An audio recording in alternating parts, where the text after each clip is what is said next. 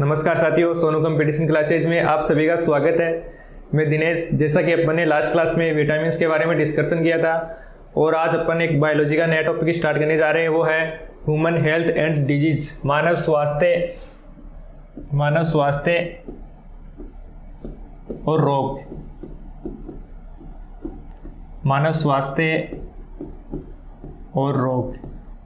तो इस चैप्टर के अंतर्गत अपन पढ़ेंगे कि मानव स्वास्थ्य क्या होता है, स्वास्थ्य को प्रभावित करने वाले कौन कौन से कारक होते हैं, इसके अलावा मानव में कौन कौन सी डिजीज होती हैं। तो सबसे पहले अपन स्टार्ट करेंगे इसमें, इसका जो इम्पोर्टेंट पार्ट है वो है इसमें डिजीज, कि मानव में कौन कौन सी बीमारी होती है। तो सबसे पहले अपन इसमें देखते हैं मानव शरीर के अंदर बैक्टीरिया के द्वारा जो बीमारियां होती है उनके बारे में पढ़ेंगे। तो आइए स्टार्ट करते हैं एक एक करके। कुछ महत्वपूर्ण बैक्टीरिया के द्वारा होने वाली बीमारियां, तो एक एक करके पढ़ते हैं। सबसे पहले सम इम्पोर्टेंट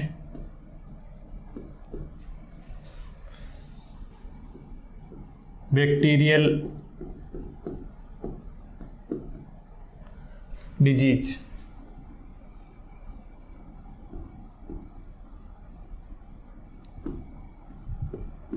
कुछ महत्वपूर्ण जीवाणुओं के द्वारा होने वाली बीमारियां, इसमें अपन सबसे पहले पढ़ेंगे, एक नंबर है वो है टाइफाइड।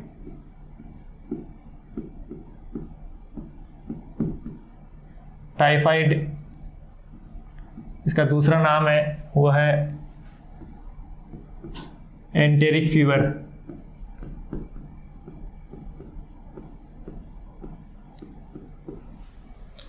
तो अपन सबसे पहले डिस्कशन करेंगे टाइफाइड या एंटेरिक फीवर के बारे में। तो इसमें सबसे पहले इसका जो रोग कारक होता है उसका नाम देखिए, कौन से रोग से होती है। तो इसका जो रोग कारक है वो है साल्मोनेला टाइफी।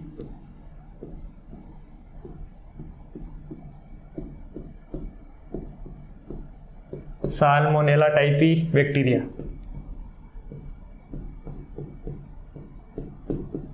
अपने को ध्यान में रखना है कि टाइफाइड कौन से जीवाणु के द्वारा होता है। तो टाइफाइड साल्मोनेला टाइफी बैक्टीरिया के द्वारा होता है। नेक्स्ट पॉइंट है इसमें अपना संक्रमण का तरीका।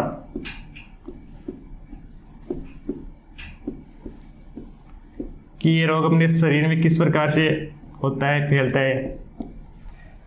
तो इसके संक्रमण का मुख्य तरीका वो है दूषित भोजन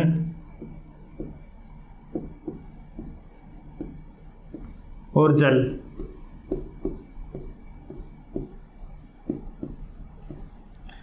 तो इसमें अपने को ध्यान में रखना है कि ये दूषित भोजन और जल का सेवन करने से रोग होता है। नेक्स्ट पॉइंट है अपना इसमें प्रभावित अंग, कि टाइफाइड में शरीर का कौन सा ऑर्गन या भाग प्रभावित होता है। तो इसमें मुख्य रूप से छोटी आंत्र और आमाशय से प्रभावित होता है। आमाशय।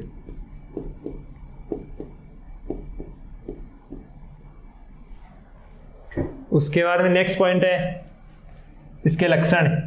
तो रोग के लक्षण।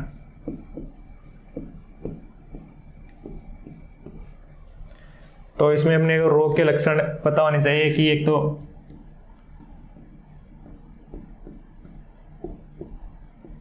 लगातार तेज बुखार होती है इसमें, ठीक है। 40 से 42 डिग्री सेंटीग्रेड टेम्परेचर रहता है बॉडी का। दूसरा है आमाशय में पीड़ा।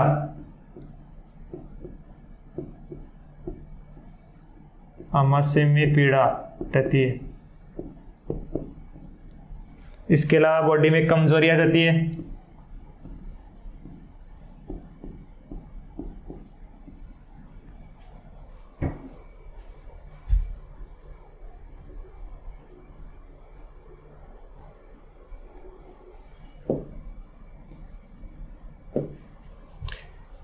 नेक्स्ट लक्षण है इसका सिर दर्द रहते हैं। इसके अलावा इसमें भूख न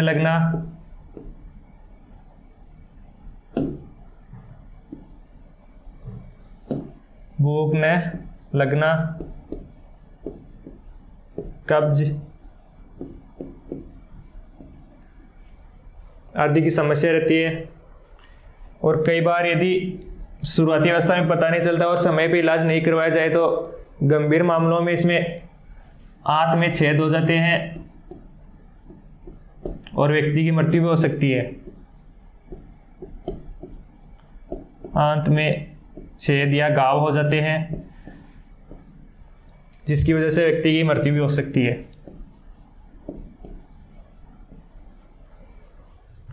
तो गंभीर मामलों में इसमें आंत में छेद या घाव हो जाते हैं जिससे व्यक्ति की मृत्यु हो जाती है।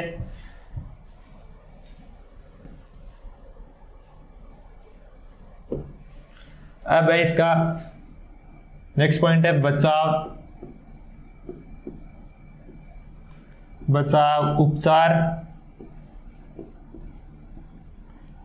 और जांच। कौन कौन सी जांच करवानी चाहिए, कौन कौन सी दवाइयाँ देनी चाहिए इसमें, तो ये देखेंगे अपन इसमें।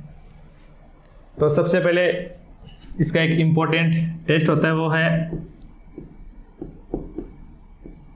वीडोल टेस्ट करवाया जाता है। इसके अलावा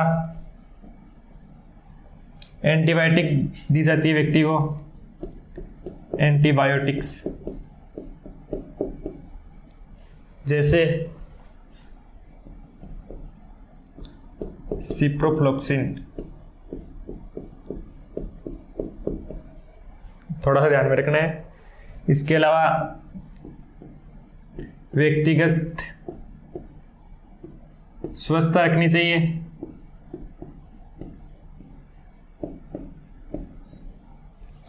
और बीमार जो व्यक्ति होता है उसको संतुलित भोजन देना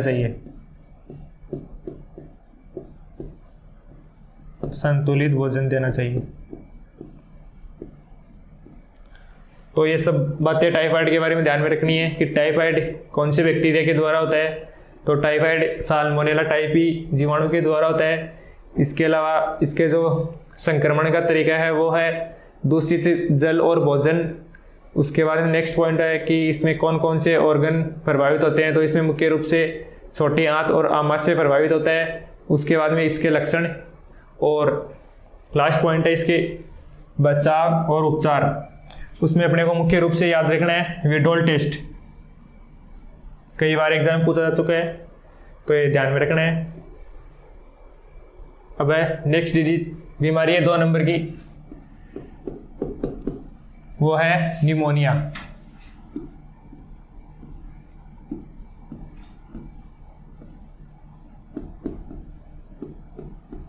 तो वही सबसे पहले इसके रोग कारक।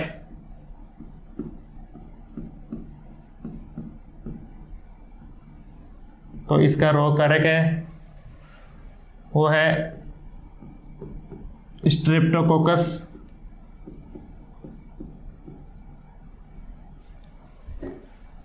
या डिप्लोकोकस न्यूमोनी जीवाणु।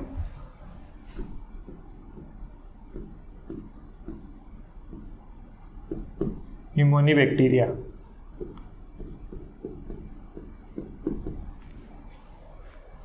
उसके बाद में इसके जो संक्रमण का तरीका वो है संक्रमण।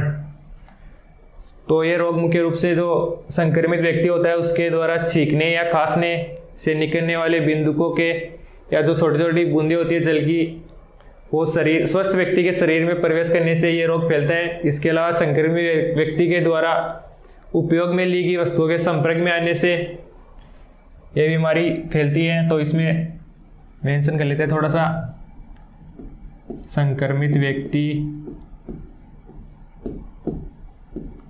के छींकने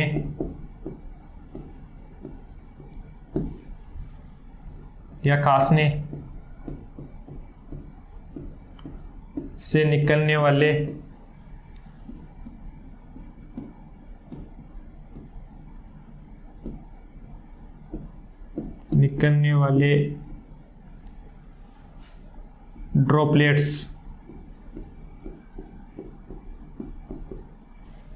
ड्रॉपलेट्स के शरीर में प्रवेश करने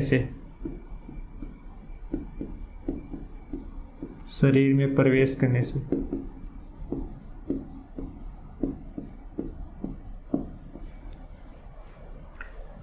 नेक्स्ट है इसमें प्रभावित अंग, कौन सा ऑर्गन प्रभावित होता है?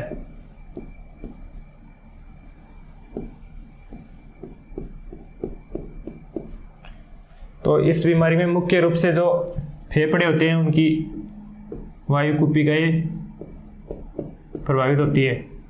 फेफड़ों की वायु कुपिकाएं।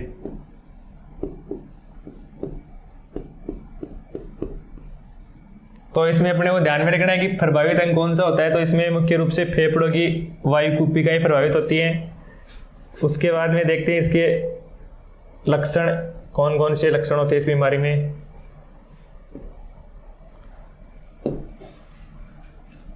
तो अगला पॉइंट है अपना लक्षण। तो लक्षण में बात करते हैं सबसे पहले कि वायु कुपिकाओं में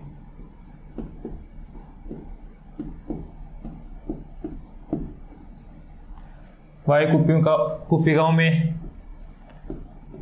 तरल भर जाता है, जिससे श्वास लेने में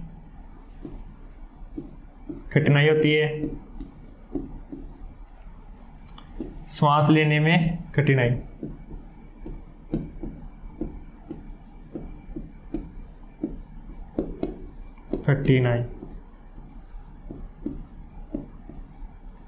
इसके अलावा सिर दर्द, बुखार,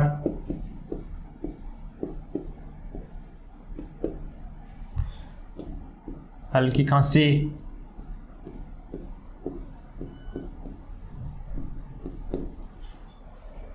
और क्रिटिकल कंडीशन में हमारे जो होठ और हाथ पैरों के अंगुली के जो नाखून होते हैं उनका जो कलर होता है वो नीला हो जाता है।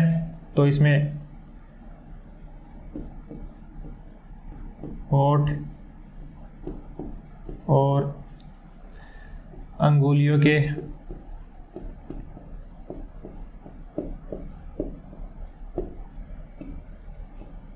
नाखूनों का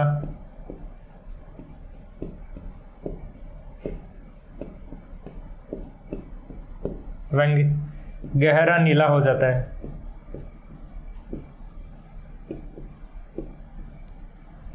तो ये लक्षण अपने को ध्यान में रखना है कि वायु कुपिकाओं में तरल भर जाता है, जिससे श्वास लेने में कठिनाई होती है। इसके अलावा सिर दर्द रहता है, बुखार रहती है, हल्की खांसी होती है। इसके अलावा क्रिटिकल कंडीशन में होठ और जो हाथ पैरों की अंगुलियां होती है उनके नाखूनों का जो कलर होता है वो गहरा नीला हो जाता है। नेक्स्ट इसमें अपना वो है इसकी बचाव, उपचार और जांच।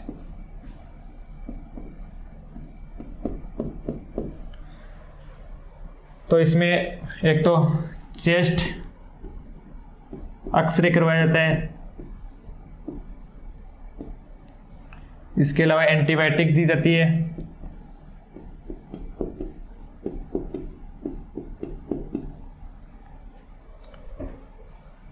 और एक प्लूरल फ्लूइड टेस्ट करवाया जाता है।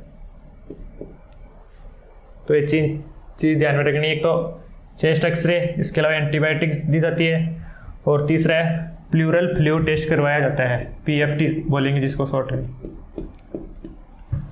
तो ये सब अपन ने पढ़ा निमोनिया के बारे में। तीसरी बीमारी अपनी बैक्टीरिया से होने वाली वो है ट्यूबरकुलोसिस।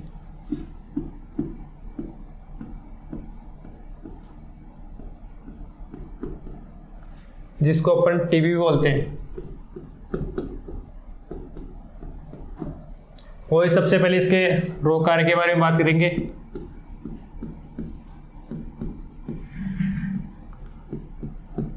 तो टीबी होता है ना वो माइकोबैक्टीरियम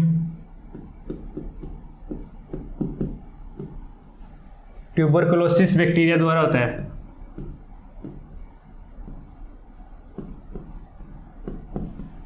माइकोबैक्टीरियम ट्यूबरकुलोसिस बैक्टीरिया के द्वारा होता है। उसके बाद में देखते हैं इसके संक्रमण का तरीका।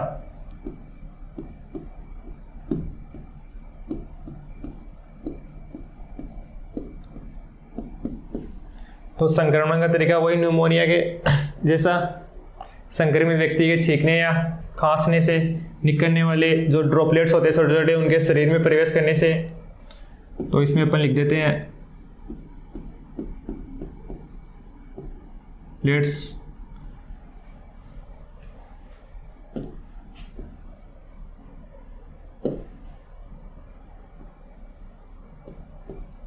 Droplets infection.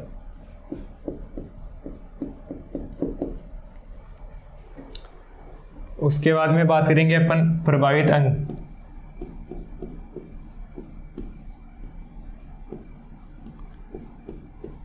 तो इसमें मुख्य रूप से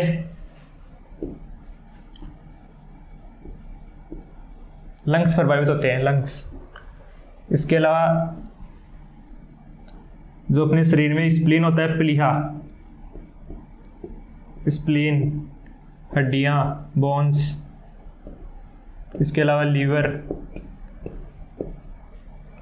इसके अलावा अपने बॉडी की स्किन आदि प्रभावित होते हैं। अपने को ध्यान में रखना है मुख्य रूप से लंग्स, मेनली लंग्स मुख्य रूप से।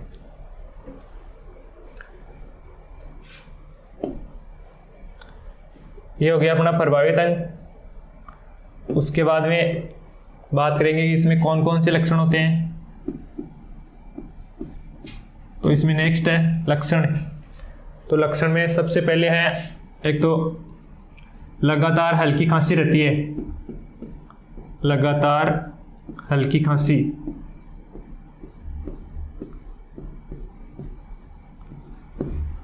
दूसरा लक्षण है इसका, वो है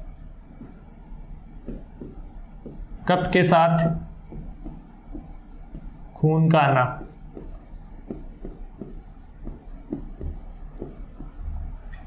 तीसरा लक्षण है इसका वजन में कमी होना, वजन में कमी। चौथा लक्षण है वो है थकावट। इसके अलावा चिड़चिड़ापन,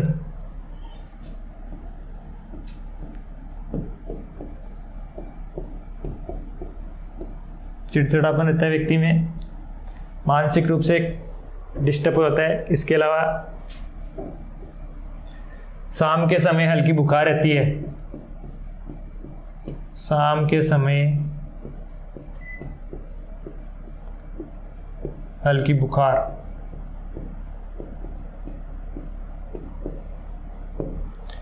तो ये सब लक्षण अपने को याद रखना है। टीबी के कौन कौन से लक्षण होते हैं। तो एक तो लगातार खांसी रहना, कफ के साथ खून का आना, वजन में कमी, थकावट, चिड़चिड़ापन और शाम के समय हल्की बुखार। तो ये सब लक्षण याद रखने हैं।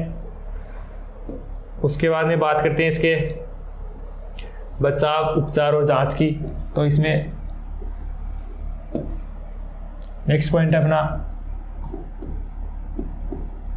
बचाव, उपचार और जांच।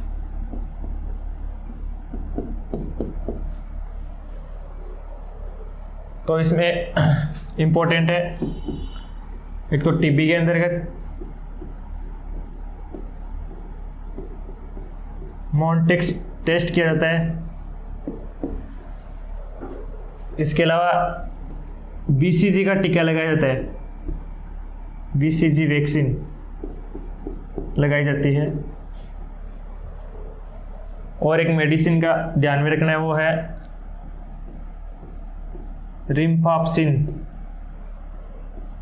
सिनोस्टिक दी जाती है इसमें।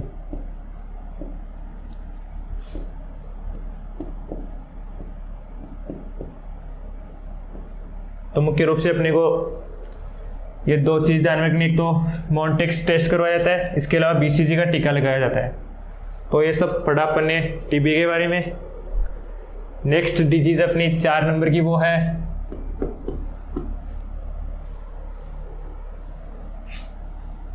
हैंसन डिजीज या लेप्रोसी डिजीज।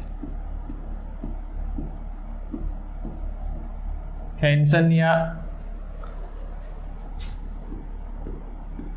Leprosy disease.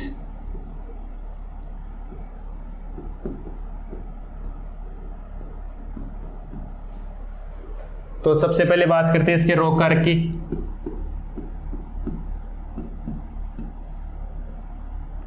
तो इसका रोग कारक है वो है माइकोबैक्टीरियम,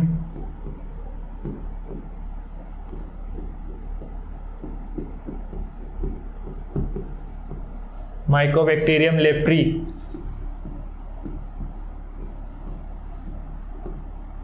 बैक्टीरिया।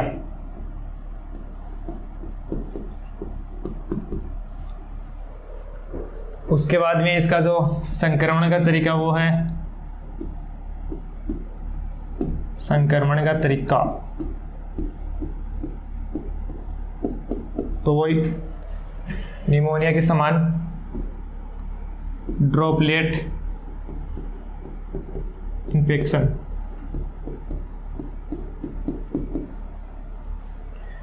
उसके बाद में इसमें कौन कौन से अंग प्रभावित होते हैं, तो नेक्स्ट पॉइंट है प्रभावित अंग।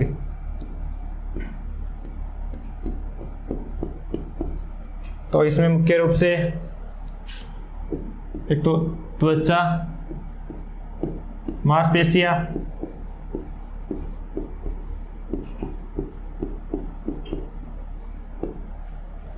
और तंत्रिकाएं प्रभावित होती है, तंत्रिकाएं प्रभावित होती है। उसके बाद में देखते हैं इसके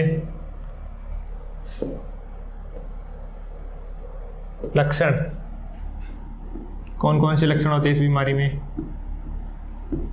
तो इसमें सबसे पहले आता है कि त्वचा पर सफ़ेद निशान हो जाते हैं या चकत्ते पड़ जाते हैं, सफ़ेद चकत्ते पड़ जाते हैं।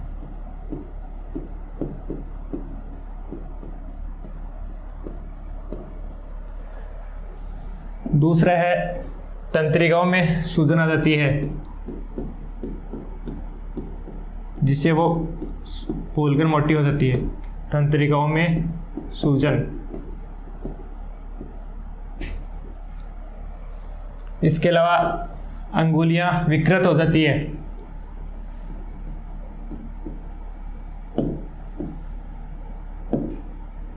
अंगुलियां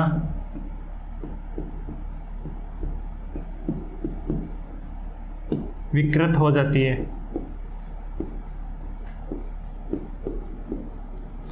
विकृत हो जाती है अर्थात इनमें घाव पड़ जाते हैं।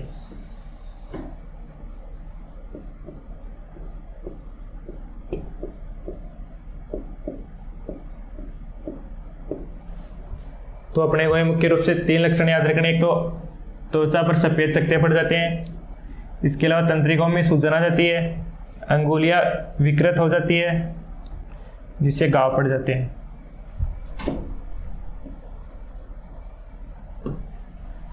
नेक्स्ट अपना वही पॉइंट बचाव, उपचार और जांच। तो इसमें मुख्य रूप से लेप्रोमिन टेस्ट करवाया जाता है, ध्यान में रखना है। इसके अलावा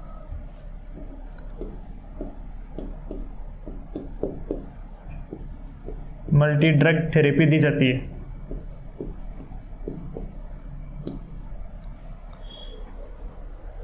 तो ये 2 चीज़ें ध्यान में रखनी है अपने को, एक तो लेप्रोमिन टेस्ट और एक मल्टीपल ड्रग थेरेपी MDT।